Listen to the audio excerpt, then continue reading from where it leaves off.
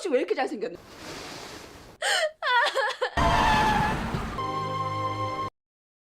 Welcome dear rockers. कई दिनों के बाद आज हम फिर से फैमिली ऑडियंस को खुश कर देने वाली एक गुड फील मूवी लेकर आए हैं जिसका नाम है वंडरफुल नाइटमेयर। इस कोरियन मूवी को देखकर आप कमेंट में जरूर बताइएगा कि ये किस इंडियन मूवी जैसी लगती है, और साथ ही में वीडियो को लाइक करना ना भूलिए। एक अमीर औरत का एक्सीडेंट हो जाता है और वो कोमा में चली जाती है। इस हालत में उसे परलोक से एक ऑप्शन मिलता है, अगर वो 1 महीना एक मिडिल क्लास औरत की लाइफ जिएगी तो वो कोमा से बाहर आ जाएगी। क्या वो 1 महीना एक साधारण औरत की लाइफ जीकर अपनी पुरानी ठाठ भरी जिंदगी में लौट पाती है? जानने के लिए इस बहुत ही टचिंग मूवी को एंड तक जरूर देखिएगा। बाकी दोस्तों, चैनल को सब्सक्राइब करने के साथ बेल आइकन को क्लिक कीजिए, यूट्यूब को नोटिफिकेशन ऑन रखिए, इंस्टाग्राम और फेसबुक पे आप हमें फॉलो कर सकते हैं। अब चलते हैं मूवी के अंदर। मूवी की शुरुआत में एक छोटी लड़की बताती है, मेरे पापा नेवी में थे और हमेशा मुझसे और मेरी माँ से बहुत दूर रहते थे। फिर एक दिन वो चल बसे। मेरी माँ पापा पर ही निर्भर थी तो वो पूरी तरह से टूट गई कि अब एक घर कैसे चलेगा। फिर एक दिन वो भी चल बसी, पर मैंने अपनी माँ को प्रॉमिस किया था कि मैं उनकी जैसी लाइफ नहीं जीऊंगी बल्कि इंडिपेंडेंट रहूंगी, बहुत मेहनत से पैसे कमाऊंगी। इस लड़की का नाम है येन हो और यही इस मूवी की हीरोइन है। यहाँ मूवी का टाइटल वंडरफुल नाइटमेयर डालकर होती है मूवी शुरू। कई साल के बाद एक बड़ी सिटी के एफएम रेडियो पर न्यूज चल रहा होता है कि एक रईस घर के टीनेज लड़के ने अपनी क्लासमेट को सेक्सुअली अब्यूज किया। लड़के का अमीर बाप सिटी की बेस्ट लॉयर को हायर कर चुका है और वो टैलेंटेड लॉयर और कोई नहीं, हीरोइन योनहू है। योनहू विक्टिम की माँ को केस वापस लेने को कहती है क्योंकि लड़के के पिता बहुत ही पावरफुल आदमी है। वो कुछ भी करके अपने बेटे को बचा लेगा और फॉरेन भेजकर पढ़ा लेगा, पर तुम्हारी बेटी को यहीं रहकर पढ़ना है। सोचो, फेसबुक, ट्विटर, इस पर रोज तुम्हारी बेटी का नाम और फोटोज आएंगे, उसकी चर्चा होती रहेगी और उसकी बहुत बदनामी होगी। इसलिए एक तगड़ा कंपनसेशन ले लो और केस वापस ले लो। विक्टिम की माँ चिल्लाती है कि अगर तुम्हारी बेटी के साथ ये सब कुछ हुआ होता तो क्या तब भी तुम पैसे लेकर उस कमीने को छोड़ देती? पर विक्टिम कहती है कि माँ, हम गरीब लोग कहाँ कोर्ट के चक्कर लगाते फिरेंगे, जस्टिस तो सिर्फ अमीरों को मिलता है, चलो घर चलें। इस तरह येनहू इंसाफ को मरोड़ने में सफल हो जाती है। विक्टिम की माँ बेचारी कुछ नहीं कह पाती। येनहू का कलीग कहता है कि उस लड़की ने शारीरिक और मानसिक तौर पर बहुत कुछ सहा है, तुम खुद एक औरत होकर उस लड़के को क्यों बचा रही हो? पूरी सिटी जानती है कि उस लड़के ने ये किया होगा, पर तुमने तो अपना जमीर बेच दिया है। योनहू कहती है कि मुझे सेंटिमेंटल बातें बिल्कुल पसंद नहीं है, मैं लॉयर हूँ और कानून में जो है वही मैं कर रही हूँ। योनहू की सोच ऐसी है कि वो किसी भी मर्द पर डिपेंड नहीं होना चाहती और सक्सेसफुल और अमीर बनने के लिए वो कुछ भी करने को तैयार है, बाकियों की उसको कोई फिक्र ही नहीं है। अगले सीन में योनहू उस लड़के के बाप से मिलती है जो उसके बेटे को बचाने के लिए थैंक्स करता है। वो इस बस्ती को हटाकर एक शानदार टेक पार्क बनवाना चाहता है जिसके लीगल प्रॉब्लम्स के लिए भी वो योनहू को ही हायर करता है। इतना ही नहीं, योनहू को BMW कार और VVIP क्रेडिट कार्ड भी गिफ्ट करता है। योनहू के पास अब सब कुछ है, लेकिन अपने शानदार घर में वो अकेली रहती है। वो अपनी नई BMW में अपनी माँ की समाधि पर पहुंचती है और अपनी मरी हुई माँ को बताती है कि माँ, मैं वो लाइफ जी रही हूँ जिसके बारे में तुमने सोचा भी नहीं होगा।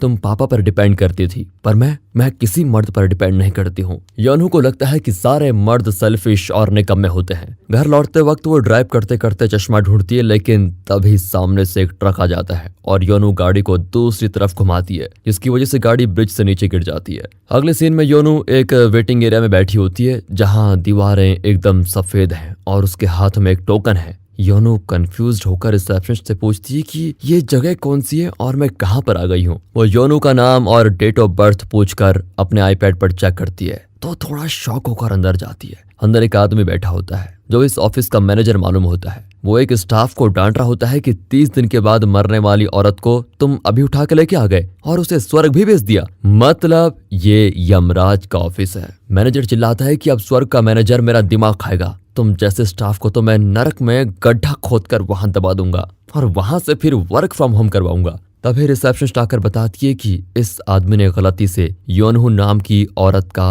एक्सीडेंट भी करवा दिया है, पर वो कोमा में है, इसलिए हम उसे आसानी से जिंदा कर सकते हैं। लेकिन मैनेजर योनहू से झूठ कहता है कि तुम तो एक एक्सीडेंट में मारी जा चुकी हो। योनहू बहस करती है कि BMW जैसी सेफ कार का एक्सीडेंट हो ही नहीं सकता, प्लीज कुछ कीजिए और मुझे फिर से जिंदा करके धरती पर भेज दीजिए, मुझे लाइफ में बहुत कुछ करना है। अब मौका पाकर मैनेजर कहता है कि अगर तुम हमारी मदद करोगी तो मैं तुम्हें जिंदा कर सकता हूँ। दरअसल एक मिडिल क्लास फैमिली की औरत को मेरे नालायक स्टाफ ने गलती से मरवा दिया, हालांकि वैसे उसे 30 दिन के बाद ही मरना था। तुम्हें सिर्फ 30 दिन उसके शरीर में जीना होगा, पहले तो येनहू मना करती है, लेकिन और कोई रास्ता न पाकर वो मान जाती है। वे योनू को एक स्क्रीन पर हाथ रखने को कहते हैं और अगले ही सेकंड वो किसी और के शरीर में प्रवेश होती है। ड्रेस में से बदबू आ रही होती है और अपने बिखरे हुए बाल देखकर वो चिल्लाती है। तभी एक आदमी आकर कहता है कि रोज रात को हॉरर फिल्म देखती हो और सुबह सुबह चिल्लाने लगती हो, और ये क्या, तुमने मेरा निकर क्यों पहन के रखा हुआ है? छी, मैंने इस आदमी का निकर क्यों पहना हुआ है? ये सोचकर वो उतारना चाहती है, पर उस आदमी को देखकर फिर से पहन लेती है। तभी वो एक फोटो को देखती है तो पता चलता है कि वो एक शादीशुदा औरत की बॉडी में है और ये आदमी उसका पति है, मतलब मेरा पति। इस पति का नाम ह्युआन है। योनहू शॉक हो जाती है क्योंकि वो कभी शादी नहीं करना चाहती थी। बाहर एक टीनेज लड़की बैठी होती है जिसका नाम किमी है। वो कहती है कि मम्मी खाना जल्दी रेडी करो, स्कूल जाना है। मैं मम्मी कब बन गई यार? योनहू कंफ्यूजन में आंखें फाड़ कर कहती है कि एक छोटा लड़का मम्मी कहकर भाग कर आता है।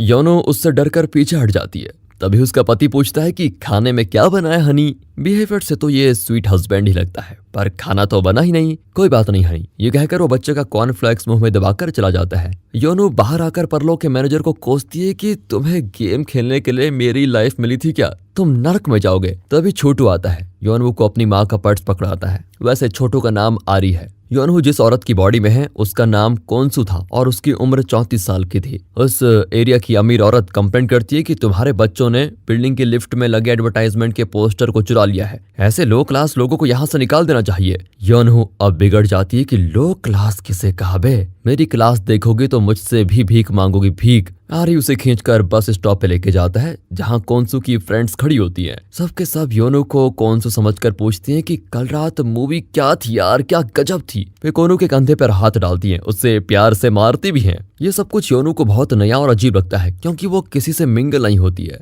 हमेशा खुद को सबसे बेहतर समझती थी। बच्चे स्कूल बस में चले जाते हैं तो सारी औरतें योनू को जबरदस्ती एक जगह लेके जाती है जहाँ वे पेपर बैग्स फोल्ड करती हैं। एक कवर के 50 पैसे मिलेंगे और इस बिजनेस को आगे बढ़ाकर हम अमीर बन जाएंगे। योनू सोचती है कि ऐसे करके अमीर बनने में तो 100 साल लग जाएंगे। फिर वे योनू को अपने यूजुअल रेस्टोरेंट में ले जाकर डिस्कस करती है कि उस टीवी सीरीज में हीरोइन का ड्रेस कितना अच्छा था यार। बातों ही बातों में योनू को पता चलता है कि उसकी शादी यानी कोन्सू की शादी 18 की उम्र में हो गई थी। योनू तो ठहरी फेमिनिस्ट, तो उसे बहुत गुस्सा आता है और वो रेस्टोरेंट जाकर मैरिज रिंग को निकालने लगती है। तभी परलोक का मैनेजर टपक पड़ता है कि इसे निकालोगी तो तुरंत मर जाओगी। योनू फैसला करती है कि अब अपने पुराने लाइफस्टाइल के हिसाब से जिएगी। वो एक बड़े सुपरमार्केट से कॉस्टली ड्रेसेस खरीद लेती है और एक्सपेंसिव फूड आइटम्स भी, लेकिन उसके पास बिल अमाउंट का 10% भी नहीं होता। फिर अपनी प्रेजेंट औकात के हिसाब से वो चीजें खरीद कर लेके जाती है। तभी उसकी फ्रेंड कॉल करती है कि बच्चा स्कूल से आ गया है और तुम कहाँ घास चर रही हो, जल्दी आओ।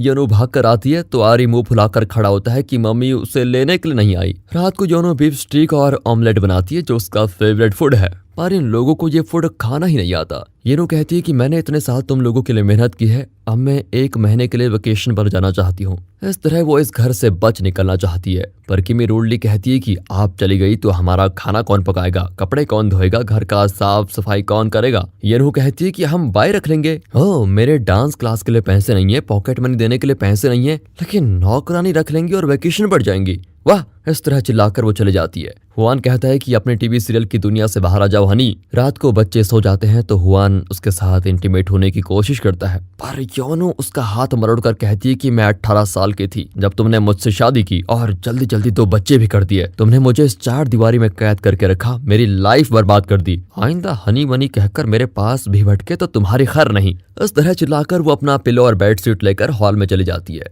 हुआन उदास होता है कि इसने मुझे पहले क्यों नहीं बताया कि इसके एम्बिशंस और कुछ है और ये इस घर में खुश नहीं है। अगले दिन वो अपने दोस्त को ये बात बताता है तो वो कहता है कि जरूर तुम्हारी वाइफ का अफेयर चल रहा होगा। तभी उनका बॉस वहां पर आता है तो हुआन उसको एक नया प्रोजेक्ट दिखाता है, पर वो अकड़कर कहता है कि ओवर स्मार्ट मत बनो, मैं जो काम देता हूँ सिर्फ वो करो। यहाँ येनहू को उसकी नई फ्रेंड्स एक पिटिशन पर साइन करने को कहती है। एक कंस्ट्रक्शन कंपनी इस बस्ती को हटाकर कोई बिल्डिंग बनाने के इरादे से आ रही है, उसी के अगेंस्ट हम पिटिशन रेडी कर रहे हैं। ये सुनकर योनहू को अपने क्लाइंट की बात याद आती है, शायद वो इस बस्ती को हटाने की बात कर रहा था। वो तुरंत अपने पुराने घर में जाकर उस वीवीआईपी क्रेडिट कार्ड को निकाल लेती है, फिर शानदार ड्रेसेस खरीदती है। वहाँ किमी को स्कूल में एक अमीर दोस्त मिलता है। आरी परेशान है कि उसकी माँ वियर्ड बिहेव कर रही है, शायद वो बीमार है, इसलिए वो बेचारा मेडिकल से विटामिन की टैबलेट ले लेता है। तभी हुआन वापस आकर बरस पड़ता है कि तुम ही मेरे पीछे पड़ी हुई थी कि शादी कर लो शादी कर लो। मैं तो माथा पीट रहा था कि कॉलेज की पढ़ाई पूरी होने दो, उसके बाद नौकरी मिल जाएगी फिर शादी करेंगे, लेकिन तुमने ही जिद पकड़ के रखी हुई थी कि तुम्हें शादी करके बच्चे पैदा करने हैं और एक हाउसवाइफ बनकर अपना घर सजाना है, और अब तुम मुझे दोष दे रही हो। योनू हक्की बक्की रह जाती है कि ये फ्लैशबैक जाने बगैर ही मैं इस आदमी से लड़ बैठी। हुआन उसको एक कबर पकड़ा कर कहता है कि अगर तुम मुझसे इतनी तंग आ गई हो तो ये लो डाइवोर्स पेपर्स, साइन कर दो। उसने तो सोचा था कि योहुन उसे नहीं लेगी,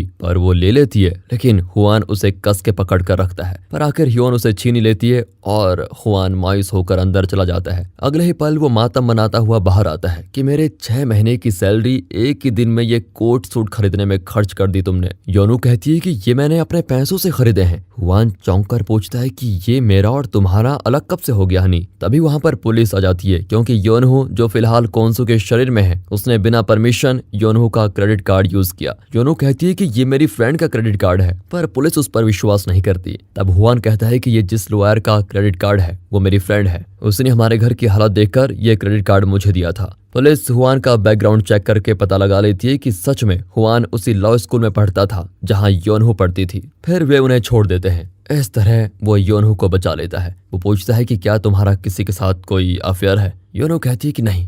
ओके, प्रॉब्लम सॉल्व्ड। ये कहकर वो बड़े प्यार से योनहू के सर पर हाथ फेरता है। उसका ऐसा करना योनहू को एक नई फीलिंग देता है जो उसने पहले कभी एक्सपीरियंस नहीं की थी। तभी यमलोक का मैनेजर उसे फिर से वार्निंग देने जाता है कि तुम अपनी पुरानी लाइफ में खोई रहोगी तो इस औरत की लाइफ कैसे जियोगी। योनहू प्रॉमिस करती है कि अब से मैं एक अच्छी हाउसवाइफ बनकर रहूंगी। वो कॉस्टली ड्रेसेस रिटर्न करना चाहती है, लेकिन हुआन कहता है कि इस ड्रेस में तुम बहुत ही अच्छी लगोगी। अपनी वाइफ के लिए मैं पैसे नहीं दूंगा तो किसे दूंगा। यू डोंट वरी हनी, इनके पैसे मैं चुका दूंगा। योनहू रियलाइज करती है कि वो धीरे धीरे इस आदमी के प्यार तले दब रही है। कुछ भी कहो, ये बहुत ही लविंग हस्बैंड है। वैसे आपका क्या कहना है दोस्तों, कमेंट्स में बता दीजिए। अगर हुआन का कैरेक्टर आपको अच्छा लगा तो वीडियो को लाइक भी कीजिए। अगले दिन से योनहू उस कंपनी का काम भी करने लगती है जो इस बस्ती को हटाकर बिल्डिंग बनाना चाहती है। वो हुआन का कबर्ड खोलती है तो उसमें एक फाइल में चवन्नी अठन्नी का भी हिसाब लिख कर रखा होता है। ये सब योन को बहुत अजीब लगता है क्योंकि वो सिर्फ बड़े बड़े अमाउंट्स का हिसाब रखती थी। जब हुआन लौटता है तो योनहू पेपर्स को बेड के नीचे छिपा देती है।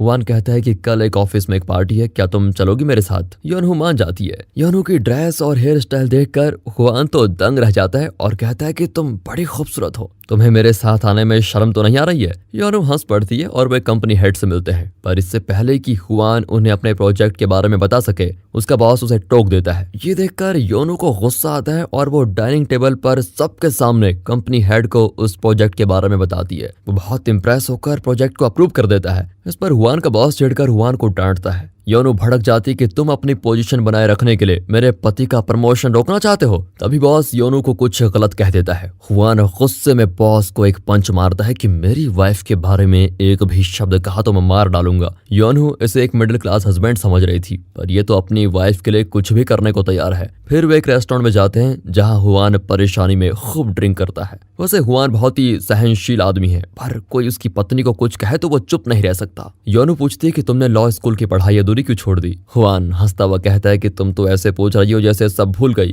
खैर फिर बता देता हूँ। लाइफ बहुत बेस्वाद चल रही थी, लेकिन फिर एक खूबसूरत लड़की से मेरी शादी हो गई और मेरी लाइफ खुशी से भर गई। फिर हमारी एक प्यारी सी बच्ची हुई, उसकी आंखें बिल्कुल मेरी जैसी थी। तब मैंने डिसाइड किया कि अब मेरे परिवार की खुशी ही मेरी खुशी है। अपने परिवार को कभी भूखा नहीं रखने दूंगा, मैं उन्हें हमेशा खुश रखूंगा। मैं तो अनाथ आश्रम में पला बड़ा हुआ था, इसलिए मैं फैमिली की अहमियत को जानता हूँ। बस फिर मैंने पढ़ाई छोड़ दी और जैसे तैसे करके एक नौकरी ज्वाइन कर ली और आज तक उसी ऑफिस में नौकरी कर रहा हूँ। हाँ, मेरे पास सक्सेसफुल करियर तो नहीं है, पर मैं दुनिया का सबसे हैप्पी आदमी हूँ। योनहू अपने आंसू रोक कर बैठी होती है क्योंकि वो लाइफ में कभी भी ऐसे अच्छे आदमी से नहीं मिली थी जो अपनी फैमिली को सब कुछ मानता हो। रात को आरी योनहू को हक करके सो जाता है। अब योनहू को प्यार, परिवार, अटैचमेंट ये सब कुछ धीरे धीरे फील होने लगता है। अगले दिन योनहू इस फैमिली का हिस्सा बन जाती है। वो किचन में कुक कर रही होती है और चावल धोने लगती है, पर उसे चावल भी धोना नहीं आता। ये तो चावल के साथ कुश्ती कर रही है। किमी आकर पॉकेट मनी मांगती है तो योनहू पूछती है कि स्कूल तो 9 बजे है,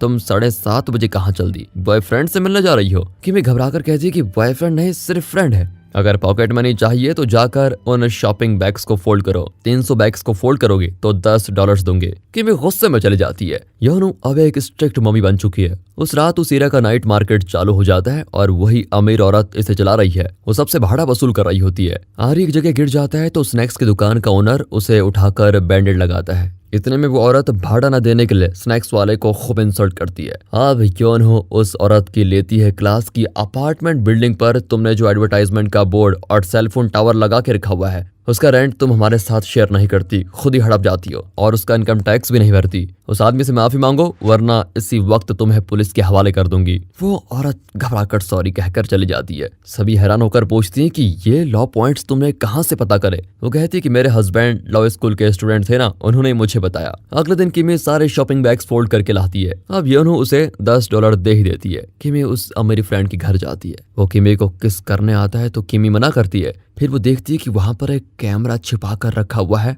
और उस लड़के का गैंग भी वहां मौजूद है। वे योनहू को जाने नहीं देते। अगले दिन में किमी घर आकर सीधे कमरे में जाकर सो जाती है। योनहू को उसका बिहेवियर ठीक नहीं लगता तो वो जाकर देखती है कि किमी के चेहरे पर चोट आई है। किमी चिल्लाती है कि मुझे अकेला छोड़ दो। योनहू कहती है कि तुम्हें कुछ चाहिए तो मुझे खुल के बताओ बेटा, रोने से काम नहीं चलेगा। किमी कहती है कि मेरी हालत देखकर आपको यही कहने की सूझी, क्या आप ये नहीं कह सकती कि बेटी फिक्र मत करो, तुम यहाँ सेफ हो, मैं सब संभाल लूंगी। अब योनहू रियलाइज करती है कि वो वाकई नहीं जानती कि एक टीनेजर के साथ कैसी बात करनी चाहिए। किमी के घुटने के ऊपर भी चोट लगी होती है और योनहू बेड शीट हटाने की कोशिश करती है। तब किमी कहती है कि डरो मत मम्मी, मैं उन लड़कों से बचकर भाग आई, मुझे कुछ नहीं हुआ, क्या मैं अब स्कूल नहीं जा सकती। योनहू को बहुत बुरा लगता है और वो कहती है तुम स्कूल जाओगी और तुम्हें कोई कुछ भी नहीं करेगा, मम्मी सब संभाल लेगी। ये कहकर वो किमी को गले लगा लेती है। अगले दिन योनहू और किमी उस अमीर लड़के के पिता और उसके लॉयर से मिलती हैं। उसका लॉयर बिल्कुल वही कहता है जो फर्स्ट सीन में योनहू ने उस विक्टिम की माँ से कहा था। योनहू को अब उस माँ का दर्द महसूस होता है और वो बहुत रोने लगती है। किमी भी उस विक्टिम की तरह कहती है कि हम केस नहीं करेंगे मम्मी, चलो यहाँ से। पर योनहू उसके आंसू पोंछकर रेस्टरूम से बाहर आती है और अपने पॉकेट से एक रिकॉर्डर निकालती है जिसमें वो उनकी बातें रिकॉर्ड कर रही होती है। वो कहती है कि मुझे भी कानून पता है और मैं इस लड़के को चैन से नहीं जीने दूंगी। तुम चाहे फौरन जाओ या दूसरी दुनिया में ही क्यों ना जाओ, वहां मैं पोस्टर लगवाऊंगी कि तुम बलात्कारी फैमिली को बिलोंग करते हो। बदनामी क्या सिर्फ लड़की की हो सकती है, तुम्हारी भी होगी बेटा, देख लेना। लड़के का बाप घबरा जाता है पर लड़का उठकर किमी को गाली देता है। योनहू उसके बाल पकड़कर कहती है कि मेरी बेटी तुम्हारे घर आई क्योंकि उसे तुम पर विश्वास था, लेकिन तुमने उसके साथ विश्वासघात किया और ऊपर से उसे गाली भी देते हो, सॉरी बोलो। वो रोते हुए सॉरी कहता है। तब जाकर योनहू उसे छोड़ती है। अब किमी अपनी मम्मी के बारे में बहुत प्राउड फील करती है कि वो कितनी हिम्मत वाली औरत है। योनहू भी बहुत इमोशनल हो जाती है पर अगले सेकंड कहती है कि रोने धोने के बहाने शॉपिंग बैग्स फोल्ड करना मत भूलना, समझी। मम्मी तुम भी ना मूड स्पॉइलर हो। इस हंसी मजाक के साथ किमी अपना दर्द भूल जाती है। अब योनहू पूरी तरह कोंसू की लाइफ में सेट हो चुकी है और इस लाइफ को बहुत एंजॉय करने लगती है। तभी परलोक का मैनेजर आकर बताता है कि अब सिर्फ 1 हफ्ता बचा हुआ है, उसके बाद तुम अपनी पुरानी लाइफ में जिंदा हो जाओगी। योनहू एक्सेप्ट नहीं कर पाती कि उसे इस प्यारे से परिवार को छोड़कर जाना पड़ेगा। योनहू को खोकर ये लोग कैसे रह पाएंगे, पर मैनेजर कहता है कि यही तो विधि का खेल है, इसे कोई नहीं रोक सकता। वहाँ हुआन का बॉस उससे बदला लेने के लिए उसे ट्रांसफर कर देता है। हालांकि हुआन ने ट्रांसफर नहीं मांगा था। हुआन बहुत दुखी होकर योनहू को बताता है। योनहू अगले ही दिन बॉस से मिलती है और अपने बिहेवियर के लिए सॉरी कहती है, पर वो कुछ ज्यादा ही अकड़ कर चला जाता है। लेकिन तब योनहू अपने पुराने कॉन्टैक्ट्स को यूज करके उस कंपनी के सीईओ को कॉल करती है जो कि योनहू का पुराना क्लाइंट है। उसकी बातें सुनकर बॉस गिड़गिड़ाने लगता है और भीगी बिल्ली की तरह योनहू के आगे सिकुड़ कर बैठ जाता है। फिर वो ट्रांसफर कैंसिल करने का वादा भी करता है। वहाँ आरी की आंखों में कोई प्रॉब्लम हो जाती है और वो किसी चीज से टकरा कर गिर जाता है। डॉक्टर बताता है कि ये एक अलग किस्म की आई डिजीज है जिसकी वजह से वो ठीक से देख नहीं पाता। तब योनहू को याद आता है कि उसे खुद भी बचपन में ये डिजीज थी पर उसकी माँ ने उसे ठीक करवाया था। अब योनहू परलोक के मैनेजर से पूछती है कि मेरा फैमिली डिजीज इस लड़के को कैसे हुआ। वो बताता है कि फिलहाल तुम ही इसकी माँ हो, इसलिए तुम्हारी फैमिली में जो डिजीज थी वही इसे भी होने के चांसेस हैं।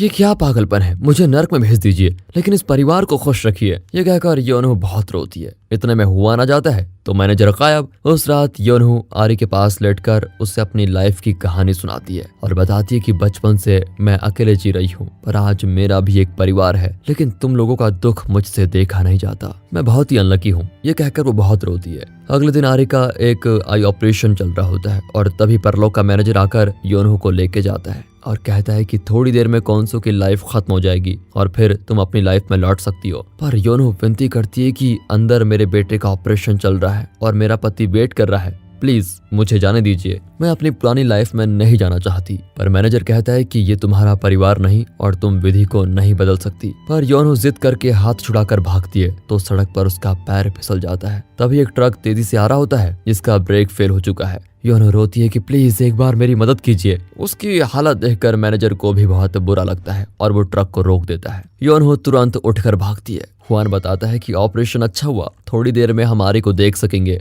ये सुनकर योनहो को चैन आता है। हुआन बेटे को देखने जाता है तो योनहो किमी को गले लगाकर कहती है, पापा और भाई का ख्याल रखना, कभी किसी से डरना मत और हिम्मत से काम लेना, ओके? मम्मी हमेशा तुम्हारे साथ रहेगी। किमी पूछती है कि कल आपने कौन सा सीरियल देखा मम्मी, इतनी ओवर एक्टिंग क्यों कर रही हो? इस तरह मजाक में वो स्कूल चली जाती है। योनहो आरी को देखने जाती है। उसके मुंह से मम्मी शब्द सुनकर वो फिर पिघल जाती है और कहती है कि पापा का कहा मानना, दीदी से झगड़ा मत करना, ओके? बहुत ही क्यूटली कहता है कि ओके मम्मी, मैं गुड बॉय बनूंगा, तुम कल भी मुझसे मिलने आना, ठीक है? ये कहकर योनहो बाहर आती है और हुआन के पास चुपचाप बैठ जाती है। वो पूछता है तुम इतनी उदास क्यों हो? अरे ठीक हो जाएगा। योनहो कहती है कि तुम मुझे एक बार हनी कहो ना। हुआन हंस पड़ता है कि आज तुम्हें क्या हुआ? ठीक है हनी, बताओ क्या हुआ? योनहो कहती है कि बच्चों का ख्याल रखना और तुम हमेशा खुश रहना, समझे? हुआन हंसकर कहता है कि ठीक है, जब तक तुम शॉपिंग करके नहीं लौटती तब तक मैं इस परिवार को अपने सर पे बैठा कर रखूंगा और खुश भी। तुम जल्दी शॉपिंग करके लौटाना, ठीक है? योनहो उठकर जाने लगती है। इस 1 महीने में उसे इतना प्यार मिला है, इतने सारे इमोशंस मिले हैं कि वो ये सब कुछ भूलने को तैयार ही नहीं होती। लेकिन अब एक ही सेकंड में सब कुछ खत्म होने वाला है। यहाँ कट करके दिखाते हैं कि योनहो कोमा से उठ गई है और अपनी पुरानी लाइफ में लौट आई है। वो उठकर तुरंत उस हॉस्पिटल में जाती है जहाँ आरी को एडमिट किया था,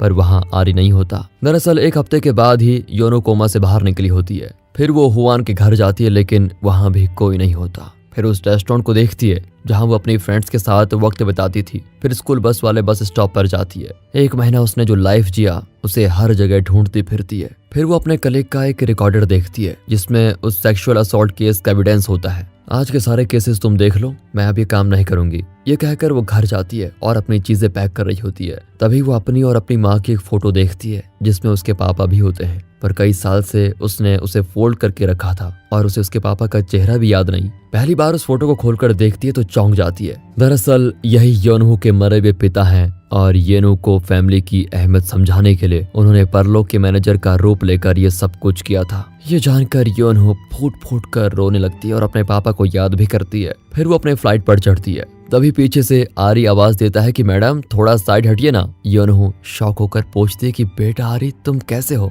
वो पूछता है क्या आप मुझे जानती हैं? इतने में किमी और हुआन भी आ जाते हैं। आरी बताता है कि हमारी मम्मी भगवान के पास चली गई, इसलिए हम दूसरे शहर जा रहे हैं। योनहो उसे सॉरी कहती है। हुआन कहता है कि बच्चों को यहाँ माँ की बहुत याद आती रहेगी, इसलिए मैं कहीं और ट्रांसफर लेके जा रहा हूँ। वैसे आप कहाँ जा रही हैं? योनहो कहती है कि मैं अपने पापा से मिलने जा रही हूँ। बातों ही बातों में योनहो उस जगह का एड्रेस जान लेती है जहाँ हुआन और बच्चे रहने वाले हैं। तब योनहो के चेहरे पे एक स्माइल आती है जिससे साफ पता चलता है कि वो एक बार फिर इस परिवार के साथ जरूर जुड़ेगी। और इसी के साथ ही बहुत ही टचिंग और इमोशनल और बहुत ही प्यारी मूवी यहाँ खत्म होती है। तो दोस्तों कैसी लगी आपको ये मूवी? अगर वीडियो अच्छी लगी हो, स्टोरी अच्छी लगी हो, एक्सप्लेनेशन अच्छा लगा हो, इसे ज्यादा से ज्यादा शेयर करें, वीडियो को लाइक कीजिए और चैनल को सब्सक्राइब। मिलते हैं अगली वीडियो में, तब तक के लिए गुड बाय, अपना ख्याल रखिए and finally thanks for watching.